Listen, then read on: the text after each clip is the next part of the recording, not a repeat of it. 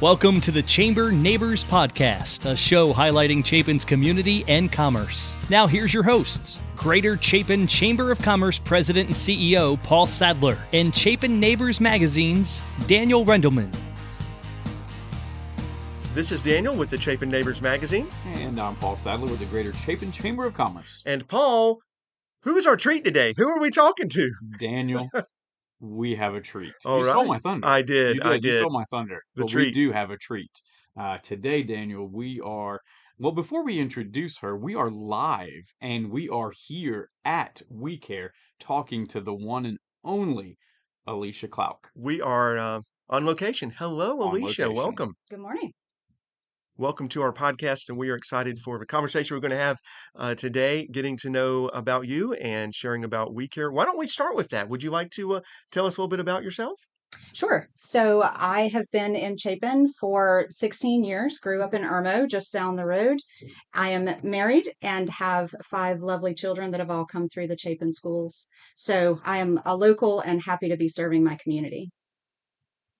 Excellent. And how do you serve the community? I know We Care, but what does that mean for people when they hear of the name? I am the executive director of Chapin We Care Center, which means I have the honor of leading an incredible group of about 150 volunteers who make it possible for us to serve at the volume and the level that we do. 150 volunteers. Wow. Yes. How in the world did you get 150 volunteers to help an organization? Well, I think I know.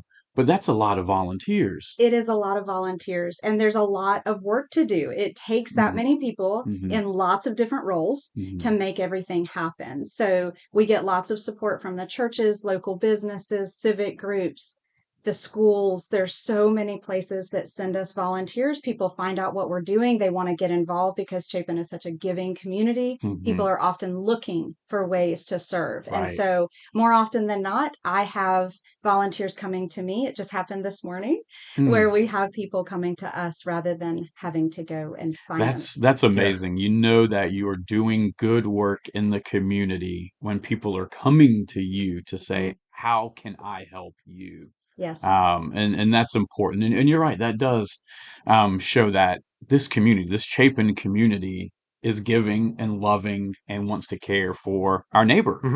Yes, we had a special event just a few days ago, our annual volunteer appreciation dinner.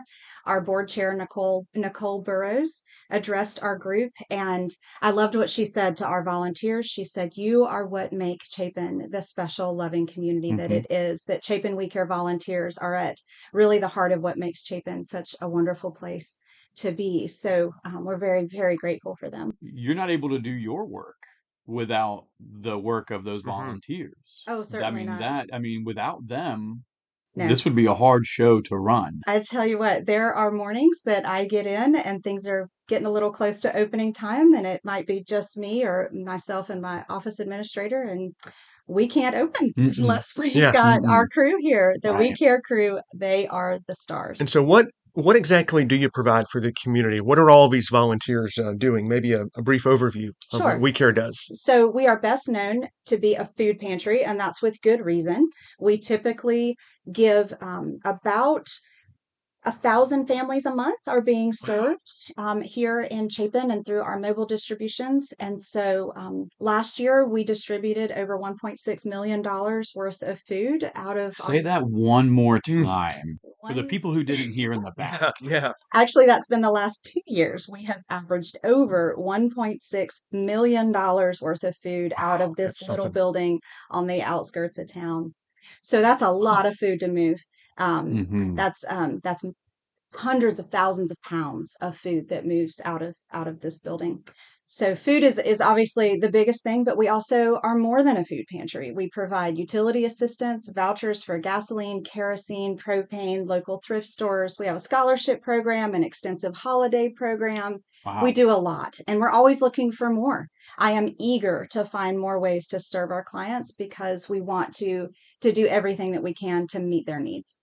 And there are a lot of needs, even in this Chapin community. There's a lot of needs, and so on behalf of the chamber, and I know of Chapin neighbors as well, man, we just appreciate all that you do. It's a lot. It's a lot, and we appreciate all of that. So tell us a little bit about the history of We Care and And also, like, what brought you into this line of work? Sure. So We Care started 37 years ago. Our Mm. anniversary is September 30th, and we're always happy to mark another year. Chapin We Care started in kind of an unusual way. The local churches decided that they were going to work together to create one food outreach. It creates a very efficient setup for both the churches and for us. The churches are able to refer their congregants and just community members who have need to come to us, where we can keep up with paperwork, maintain food safety, all the other standards that we Hmm. need to come with that requirement. And at the same time, they offer us volunteers, financial assistance, they host food drives. So it works really, really well. And so that was how we started. It was a handful of churches that has grown to over 30 churches Wow. and all the local schools, tons of local businesses. It's just really grown over time, and that makes us very stable, Hmm. which allows us to do extensive outreach because we And it couldn't do seems it like otherwise. with the connections of the churches, the nonprofits, the businesses, Mhm. this is like a hub for volunteers to come in and serve the community. Definitely. We have volunteers that come not just from the churches, but we have employee groups that will come in. And that is always such a delight to us to see. We have youth groups and groups from schools. We have lots of students that come in and get their community service hours for Beta Club and their extended services diplomas. We are always looking for ways to include more.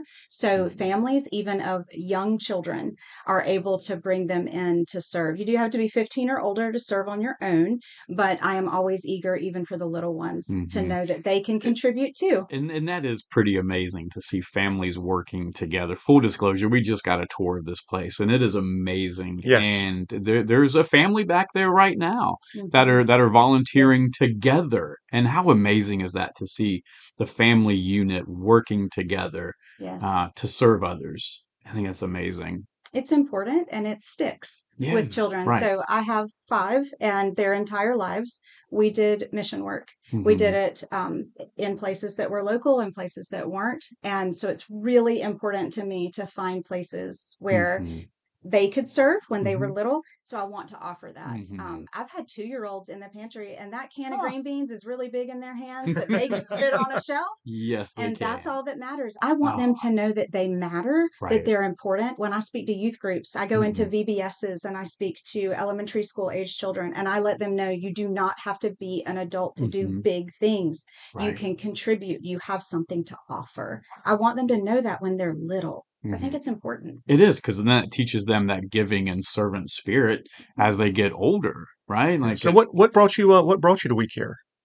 So, my desire to serve the hungry has been in my heart since I was a really little girl. I remember watching a documentary on what world hunger looked like as a 7 or 8 year old, and my response to that was to go in the kitchen and bake some cookies and tell my mom I was going to fix it all. And my wise, loving mother let me know I could send cookies around the world, but we could do something. Yeah. And so she was that mom that made sure I always had a place to serve. Mm-hmm. And so it's just been it's always been there that I want people to have their basic needs met. I believe that food is a right. It doesn't really concern me in terms of distribution why people are hungry. I believe that they deserve to eat. Everybody. Everybody. It Hmm. is basic. It is absolutely necessary. It's dignity. It's physical life, but it also is emotional. It's Hmm. important for people to eat. So Absolutely. I've always been drawn to filling that basic need. Wow. Wow. Yeah. And That. in our tour, you used the word dignity so many times. Hmm. Hmm. Yes. So Hmm. how does that relate to when people come to We Care and let's say they need food, let's say they need some non-perishable items, they need some meat, maybe they need some other services. How do you protect that dignity or ensure that that's the case? So Chapin's We Care statement is that we will provide food and financial support with dignity and compassion to anyone in need. If Hmm. people come to We Care and do not feel dignity and compassion, then we have not done our job. Hmm. And I am edified to know that that is not the case. Hmm. Um, I think that everyone that comes to us doesn't want to be here. As much as I love my clients, they don't want to see me. Hmm. They want to be able to provide for themselves. And it's really interesting how we have seen that play out in our data over and over and over again, that people only come when they really need us. So when they're here, it's hard. It takes something emotionally. I'm determined for it to not cost anything extra to walk through our doors. I will tell you, I had the privilege several years ago of meeting a bishop from Rwanda who survived the genocide of 94. He lost everyone but one cousin and was going back in to do reconciliation work. I had the honor of meeting him, and I told him what I do. And I said, I could sit at your feet for days. Tell me one thing. Give me something I can take back. And he said, the hand that reaches out to give must always lift up. The hand that reaches out to give must always lift up. I've got chill bumps. Those words hang above the door in the pantry through which every bit of food goes out, because it is so important that every family that comes in feels lifted, that they know that they are truly loved and cared for here, that we're not checking a box, we're not just moving them in and out, that we love them and we want them to feel that in a demonstrable way. Wow.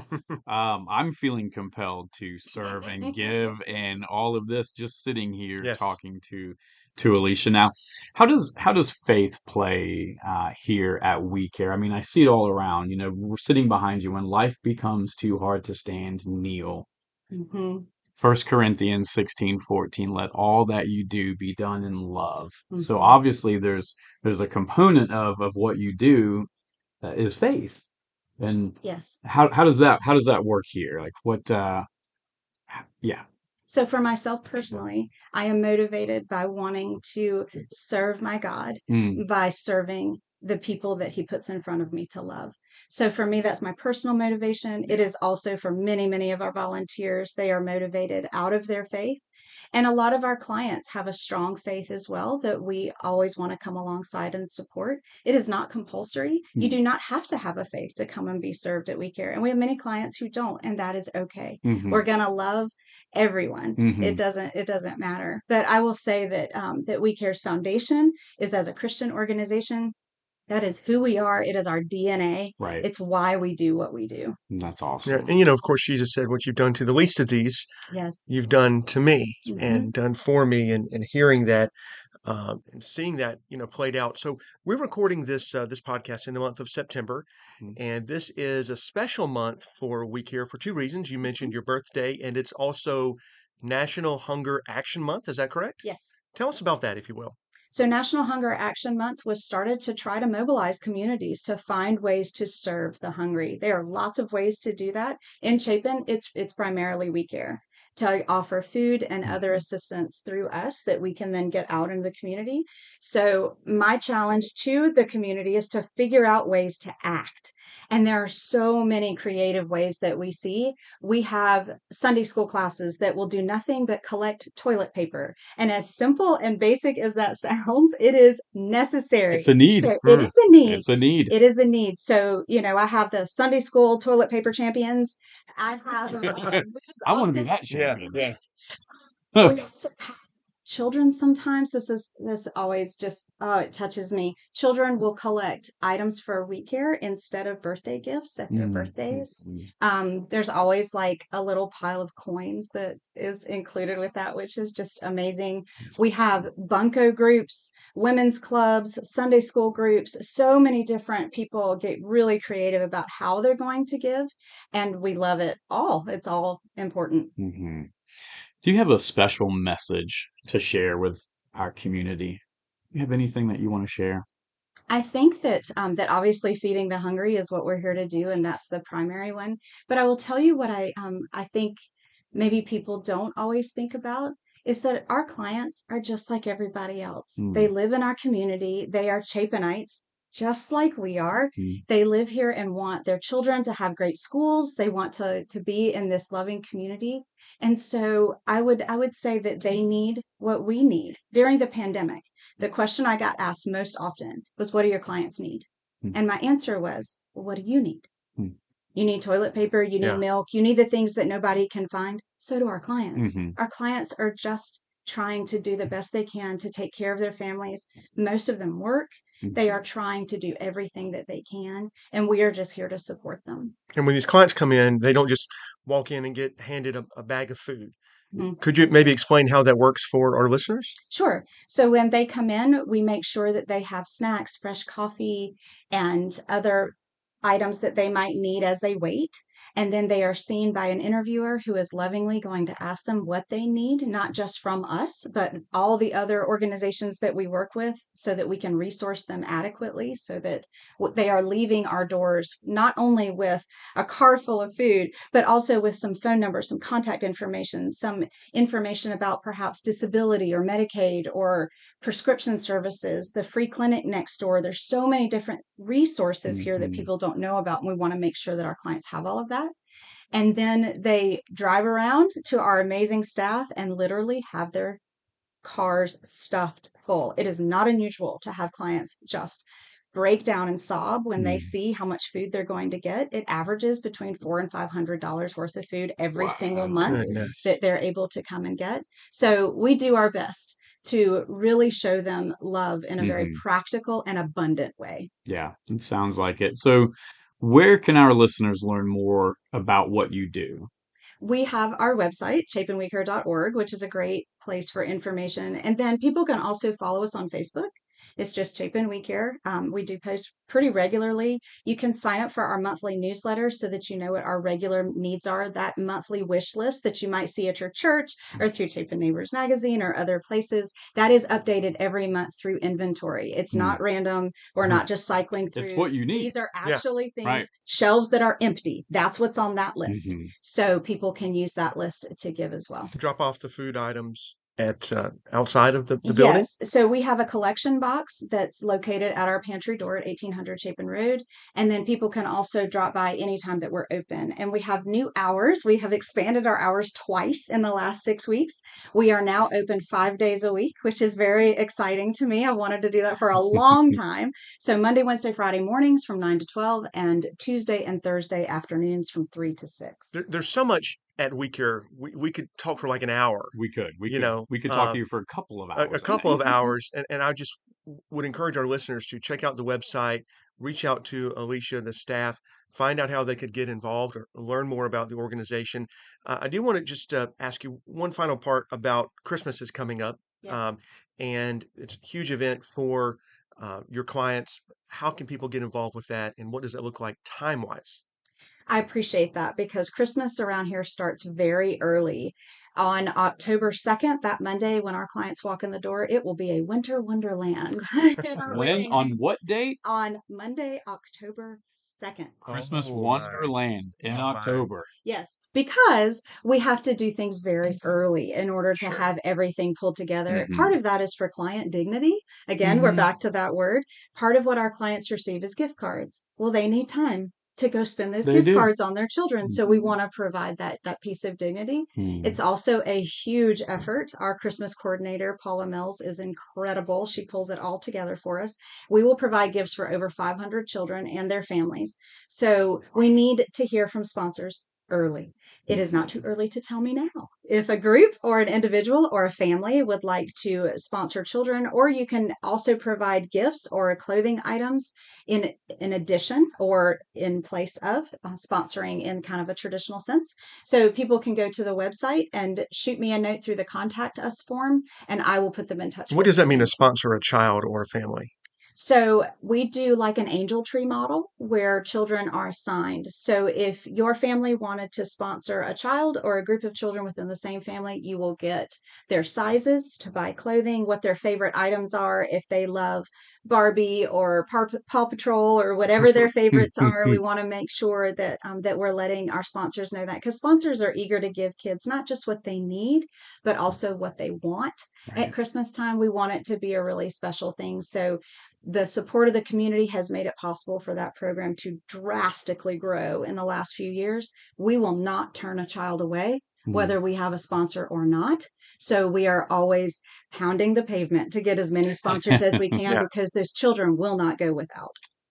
That's awesome. I love, love, love hearing that. Well, it's been an absolute pleasure talking with you today. I think our listeners can look forward to maybe another episode or two in the Yes. next couple of months here from We Care, because you do a lot more things here that we haven't talked about that we'd love to talk to you about.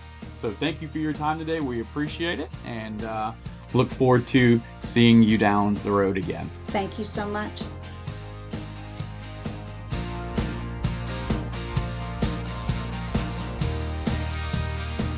This has been the Chapin Neighbors Podcast, where we highlight all that makes our community special. We hope you enjoyed our time together. Please like, subscribe, and share the Chapin Chamber Neighbors Podcast.